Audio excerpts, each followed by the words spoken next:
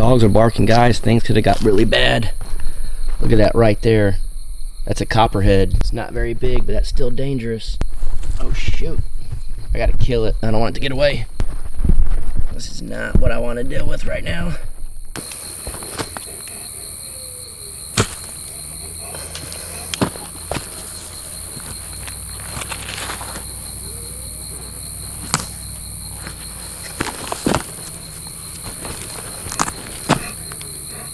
Definitely not what I want to deal with.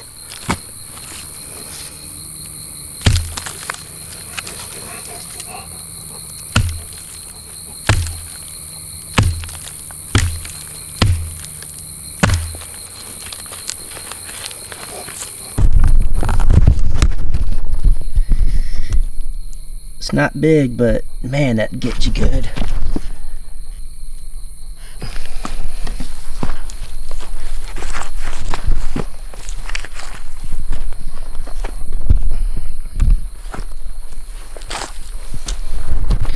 Alright, I got its head pretty good. Someone literally just asked me if I saw any snakes, and I didn't. First copperhead of the year. At night, that's why I wear these snake boots all the time. People make fun of me, but this could be deadly. So, luckily the dog saw it and barked. Hopefully didn't get bit. I'll go check on him. It was Rufio, and I think Bandit or Pup, I'm not sure. But, yeah. That's why I always wear these snake boots, try to be as safe as I can, because you never know, a little copperhead could be extremely deadly. Alright guys, so I got a fire going right here. I don't want it to go to waste, so it's not very big, but I'm going to cut it up and eat it. So let's skin this sucker and eat it. As you can tell, it's still moving. Alright, I'm going to try my best. I've done this a few times. This sucker's not very big. As you can tell, it's still moving around. So, of course, the head's off. Not worried about that at all. Look at that. Fresh kill. Try to get it started. I'm not going to try to save the skin or anything on this one. It's tiny.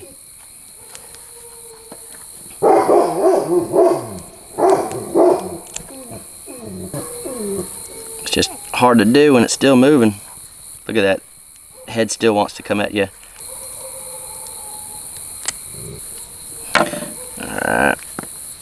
Try to get this out.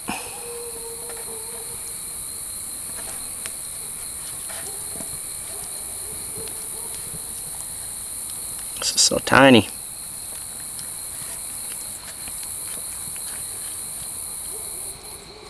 It's almost not worth eating, but I don't really want it to go to waste. Cut that off.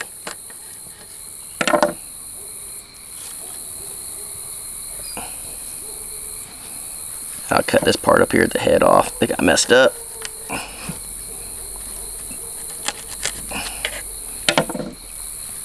Alright, so we got the inside all cleaned out. There won't be a whole lot of meat. Now I gotta try to get the skin off.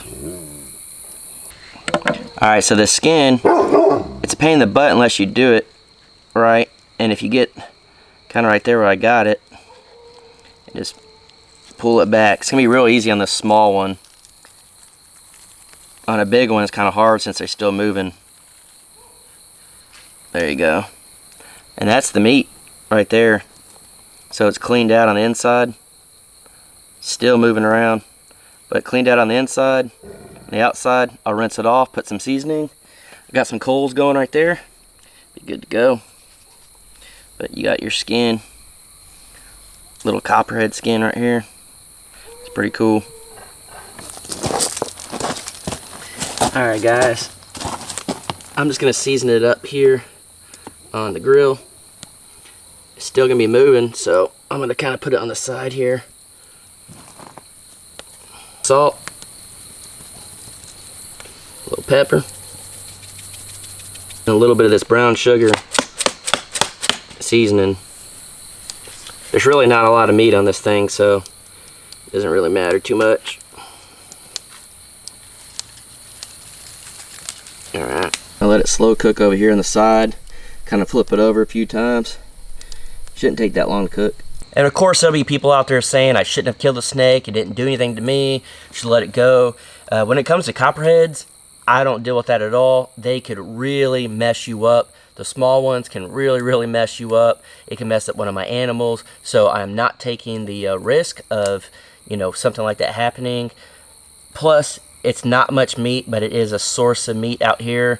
I do buy meat from the grocery store and stuff like that, but when you get something like this, it's literally free food. It is standing up right now, which is crazy, but the biggest thing was get rid of the threat, and then second thing, don't let it go to waste. If you can eat it, eat it. So that's what we're going to do. Again, it's not very big, but it's definitely edible, and it's got some type of meat, so we'll do it. This is my second copperhead. I will link a video down below on my second day out here. When I was living in a tent, a copperhead came out right next to my tent, a little bit bigger than this. So it just always in my mind, you know, reminds me, wear these snake boots. No matter if you look stupid, you know, at least have the snake boots on. Stay careful, be as safe as you can, and then don't just kill just to kill. Only kill to get rid of a threat, or if you're gonna eat it. Other than that, don't try to kill something. So we're gonna let this cook a little bit longer and give it a try. Alright guys, so it's pretty much almost done. Just trying to crispen it up a little bit.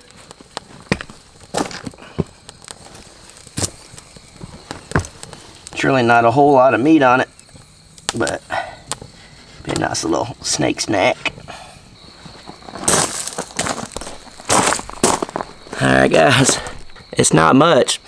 It smells pretty good, I ain't even lie. I got the skin and guts right here, but once it cooks it shrivels up quite a bit, but let's eat it. I'm gonna go for the more well done part here in the middle first.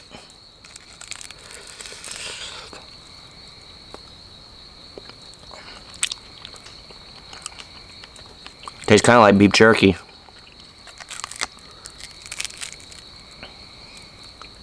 Pretty good.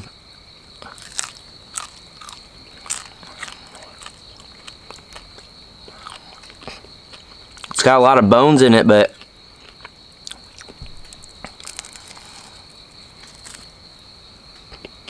getting good chunks of skin and meat. Definitely in a survival situation, a little snake like this could do you real good. You kind of get the sides and the top. You ain't really trying to go for the bottom. Some of this I'm even eating some of the bone. I wish you could see it, but I think it's too dark. Chewing up bone and all. It's so small, it's kind of like eating fish.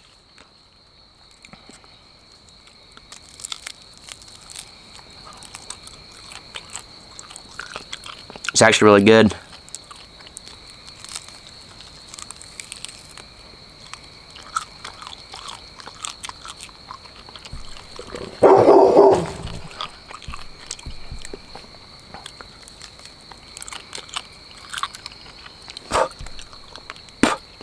Some of them bones getting in there, but get some of this on this other side.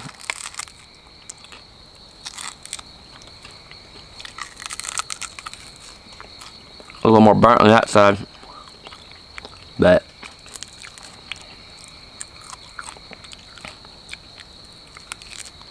for a little snake that can kill you, could also save your life if you are in a pinch for some food. Look at that. I don't know if you can see that.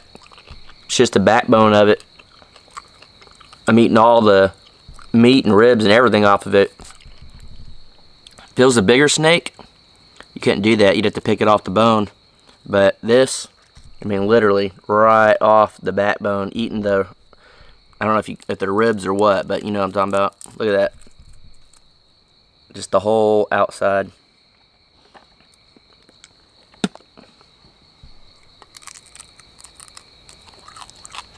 So, finish up the snake, call it a night, get busy tomorrow. Alright guys, it's the next morning, and as you can tell, still got the guts and snake skin. I was kind of thinking a raccoon would come get it, but I guess not. But because of that, I went in town, I got some stuff. snake away. I don't know how well this is going to work. I also have some stuff for ticks and all that, so I'm going to try to get this ready before Danielle comes out and try to get as much of the snakes and ticks and all that stuff away as possible. So I'm going to do that really quick, and then I got something really cool to show you guys at the end of this video. I think you guys are going to be pumped, so stick around for that. But for now, let's try to get rid of these snakes and ticks. Alright, so it pretty much says, whew, you can smell it.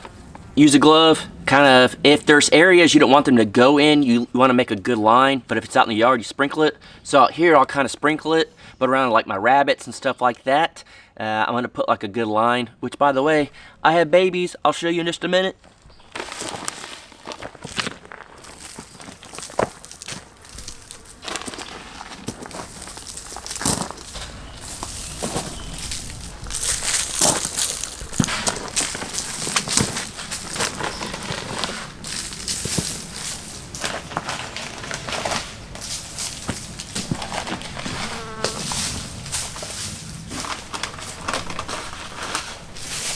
Alright guys, I'm going to keep going around the whole yard. I don't think I need to show you all that, but this smells big time.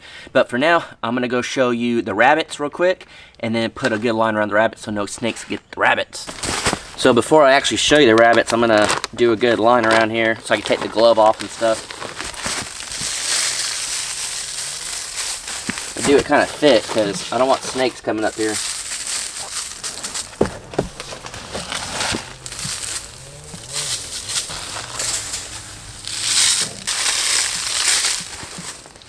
You can 100% smell this. I don't know what it is or how it really works, like what chemicals are in it, but I guess it's just a repellent. They smell it, they don't like it, they leave. I can smell it big time. If I don't even like the way it smells, I'm sure a snake doesn't, so I'm just gonna assume it works. All right guys, I washed my hands, all that. I got my rabbits on this side. I'm gonna try to pull out a few of these babies and show y'all. I won't pull out all of them.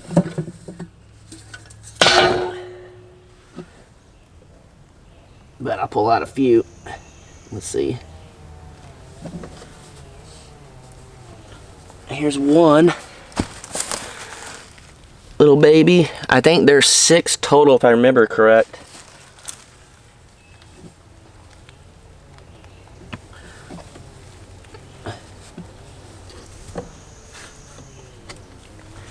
Here's 2 more. This one's a little runt.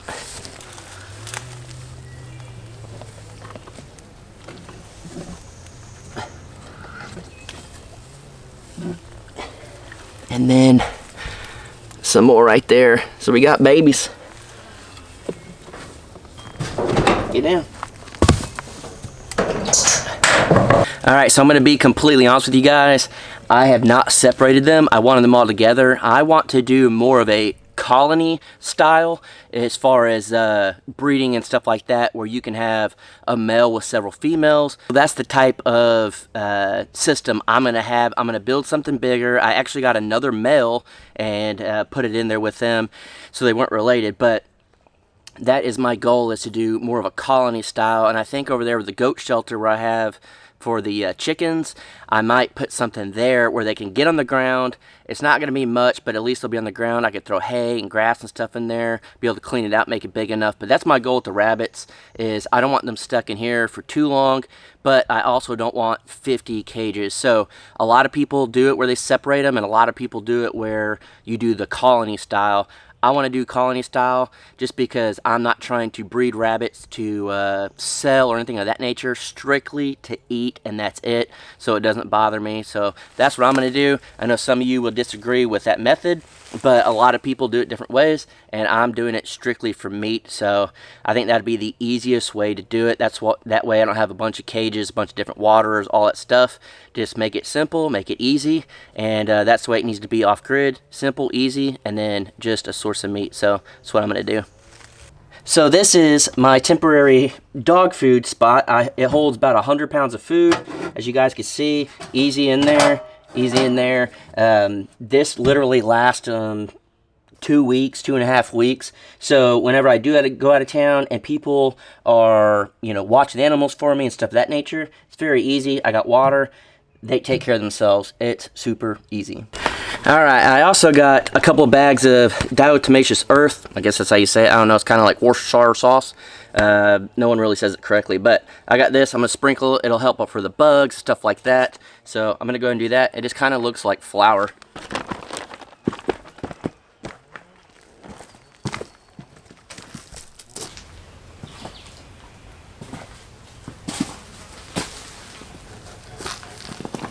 Alright, so again, I'm going to go around the whole part around the house. I'm not going too far away from the house. I'm just trying to keep the central location as good as I can. Now that Danielle's out here, I'm going to take some extra precautions for snakes and ticks and all that stuff. I can kind of handle this, whatever, if, you know, it's not good to get Lyme disease at all or bit by a snake, but if it's just me, then that's all, you know, it's not that big of a deal. But with her being out here and hopefully friends and stuff, I definitely want to do everything I can. I also have some spray, so I'm going to spray some tick stuff, but I'm just doing everything I can to prevent snakes, ticks, fleas, all that stuff. And I did give flea and tick medicine to my dogs. They were about up from their last stuff, so I gave them some new stuff. There was no way I was going to be able to film that because they hate it. They run, they get away, they know something's up, so there's no way I could film that. But just know my dogs are good, and then my rabbits are safe over there. I'm trying to get rid of the ticks and fleas and snakes as much as I can.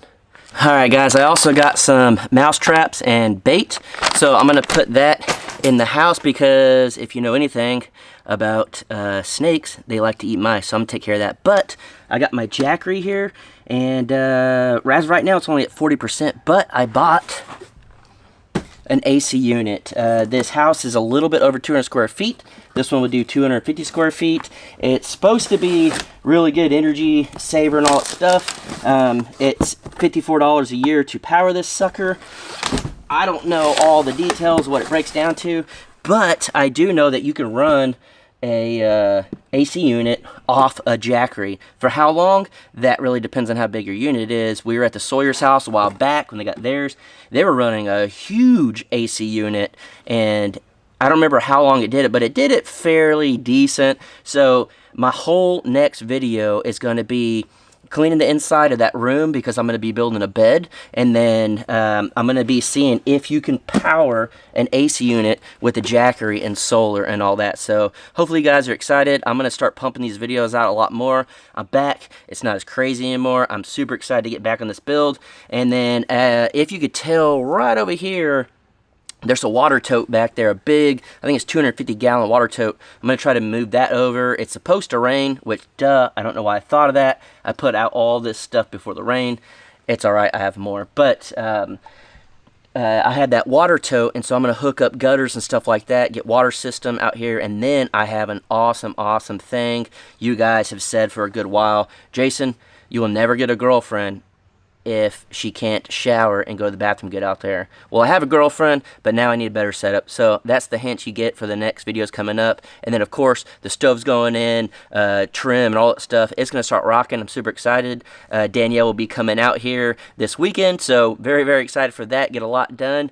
So hopefully you guys enjoyed this video. This is not the video I was planning on doing, to be completely honest, but I didn't think I was running across a copperhead. So if you made it this far, please feel free to hit that subscribe button, notification bell, comment. I kind of fell out of the algorithm. I ain't gonna lie. I didn't post for a good minute. So if you want to go down there and just spam the comments, just a million comments, it'd probably get me back into the algorithm. Or share the videos on Facebook or whatever. Thumbs up, all that cool stuff. And also make sure you're still subscribed. For whatever reason, YouTube is unsubscribing people. So check the notification bell and see if you're still subscribed. If not, not a big deal. Just figured I'd throw it out there. And for anyone out there that doesn't know, to subscribe to the channel is free. It literally costs no money at all. It's not like a magazine subscription or anything. So feel free to smash all those buttons. And I'll see you in the next one. But guys, it's about time. Whew, this stuff starts rocking around here. So, alright, tiny house build continues.